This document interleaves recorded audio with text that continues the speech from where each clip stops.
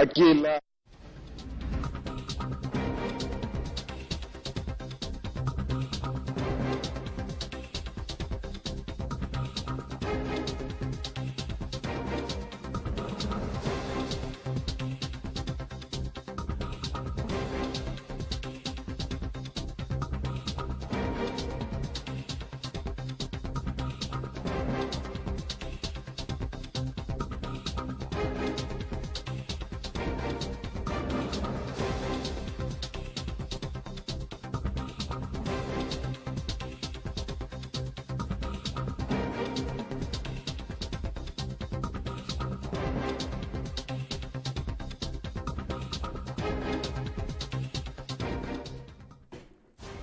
ರಾಜ್ಯಸಭೆಯ ಪಟ್ಟಿಯನ್ನು ಬಿಡುಗಡೆ ಮಾಡಿದೆ ಕಾಂಗ್ರೆಸ್.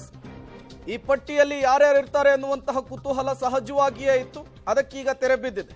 ಕರ್ನಾಟಕದಿಂದ ಅಜಯ್ ಮಾಖೇನ್ ಅವರ ಹೆಸರನ್ನ ಫೈನಲ್ ಮಾಡಲಾಗಿದೆ. ಡಾಕ್ಟರ್ ಸೈಯದ್ ನಾಸೀರ್ ಹುಸೇನ್ ಕೂಡ ಪಟ್ಟಿಯಲ್ಲಿ ಹೆಸರಿರುವಂತಹದ್ದು. ಡಾಕ್ಟರ್ GC ಚಂದ್ರಶೇಖರ್ ಅವರಿಗೂ ಕೂಡ ಟಿಕೆಟ್ ಅನ್ನು ಕೊಟ್ಟಿದೆ AICC. ಈ ಬಾರಿ ರಾಜ್ಯದಿಂದ ರಾಜ್ಯಸಭೆಗೆ ಸೋನಿಯಾ ಗಾಂಧಿ ಅವರನ್ನ ಆಯ್ಕೆ ಮಾಡಿ ಕಳಿಸಬಹುದು ಅನ್ನುವಂತಹ ಲೆಕ್ಕಾಚಾರ ಇತ್ತು. ಬಟ್ ಆ ಲೆಕ್ಕಾಚಾರ ಸಕ್ಸಸ್ ಕಂಡಂತೆ ಕಾಣಿಸ್ತಾ ಇಲ್ಲ. ಮೂವರಿಗೆ ಈಗ ಟಿಕೆಟ್ ಫೈನಲ್ ಅನ್ನ ಮಾಡಿ AICC ಅಧಿಕೃತ ಪಟ್ಟಿಯನ್ನ ರಿಲೀಸ್ ಮಾಡಿರುವಂತಹದ್ದು. ಈ ಬಾರಿ ಸೋನಿಯಾ ಗಾಂಧಿ ಅವರು ಕರ್ನಾಟಕದಿಂದ ರಾಜ್ಯಸಭೆಯನ್ನು ಪ್ರವೇಶ ಮಾಡ್ತಾರೆ. ಅದರ ಜೊತೆಗೆ ಪ್ರಿಯಾಂಕಾ ಗಾಂಧಿ ಅವರು ಲೋಕಸಮರವನ್ನು ಸ್ಪರ್ಧಿಸ್ತಾರೆ ಅನ್ನುವಂತಹ ಲೆಕ್ಕಾಚಾರ ಇತ್ತು. ಬಟ್ ಆ ಕುತೂಹಲಕ್ಕೆ ತೆರೆ ಬಿದ್ದಿದೆ. At the same time Raghuram Rajan ಅವ್ರಿಗೂ ಕೂಡ ಈ ಬಾರಿ ರಾಜ್ಯಸಭೆಯಿಂದ ಕಳುಹಿಸಿಕೊಡಬಹುದು ರಾಜ್ಯದಿಂದ ಅನ್ನುವಂತಹ ಲೆಕ್ಕಾಚಾರ ಇತ್ತು. ಆ ಪ್ರಶ್ನೆಗೂ ಕೂಡ ಈಗ ಉತ್ತರ ಸಿಕ್ಕಿರುವಂತಹದ್ದು. ಮೂವರು ಹೆಸರನ್ನ ಫೈನಲ್ ಮಾಡಿ AICC ಅಧಿಕೃತ ಘೋಷಣೆಯನ್ನ ಅಧಿಕೃತ ಪಟ್ಟಿಯನ್ನ ರಿಲೀಸ್ ಮಾಡಿರುವಂತಹದ್ದು.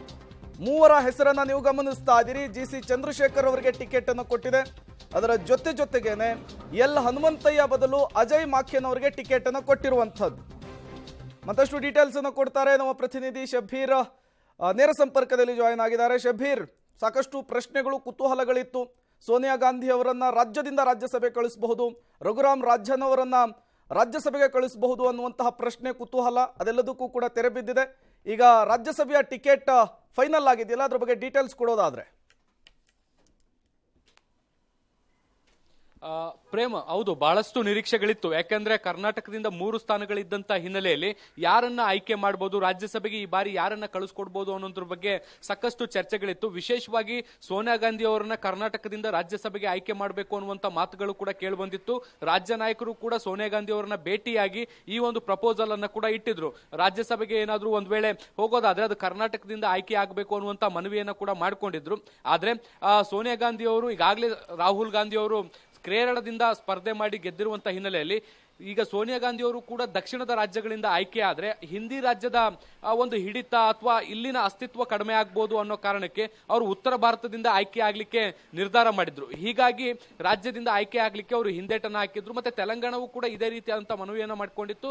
ಆ ಮನವಿಯನ್ನು ಕೂಡ ಈಗ ಸೋನಿಯಾ ಗಾಂಧಿ ಅವರು ಬಿಟ್ಟು ಅಂತಿಮವಾಗಿ ಏನು ರಾಜಸ್ಥಾನದಿಂದ ಅವರು ಆಯ್ಕೆ ಆಗುವಂತ ನಿರ್ಧಾರವನ್ನ ಮಾಡಿದ್ರು. ಹೀಗಾಗಿ ಕರ್ನಾಟಕದಿಂದ ಅಜಯ್ ಮಾಕೆನ್ ಅವರಿಗೆ ಒಂದು ಅವಕಾಶವನ್ನ ಮಾಡಿಕೊಡುವಂತ ಕೆಲಸವನ್ನ ಈಗ ಸದ್ಯಕ್ಕೆ ಕಾಂಗ್ರೆಸ್ ಹೈಕಮಾಂಡ್ ಮಾಡಿರುವಂತ ಅದರೊಟ್ಟಿಗೆ ಇಬ್ಬರು ರಾಜ್ಯ ಕಾಂಗ್ರೆಸ್ ನಾಯಕರಿಗೂ ಕೂಡ ಅವರ ಅವಧಿಯನ್ನು ಮತ್ತೊಮ್ಮೆ ವಿಸ್ತರಣೆ ಮಾಡುವಂತ ಪ್ರಯತ್ನವನ್ನ ಕೂಡ ಮಾಡಿದೆ. GC ಚಂದ್ರಶೇಖರ್ ಮತ್ತೆ ನಾಸೀರ್ ಹುಸೇನ್ ಅವರಿಗೆ ಮತ್ತೊಮ್ಮೆ ಅವಕಾಶವನ್ನ ಕೊಡುವಂತ ಕೆಲಸವನ್ನ ಈಗ ಕಾಂಗ್ರೆಸ್ ಹೈಕಮಾಂಡ್ ಮಾಡಿರುವಂತದ್ದು. ಎಲ್ ಹನುಮಂತಯ್ಯವರ ಬದಲಿಗೆ ಈ ಬಾರಿ ಏನು ಅಜಯ್ ಮಾಕೆನ್ ಅವರಿಗೆ ಅವಕಾಶವನ್ನ ಮಾಡಿಕೊಡಲಾಗಿರುವಂತದ್ದು.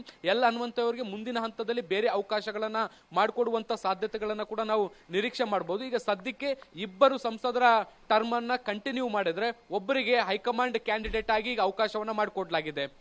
Prem, okay, thank you Shabbir ತಮ್ಮೆಲ್ಲ ಮಾಹಿತಿಗಾಗಿ.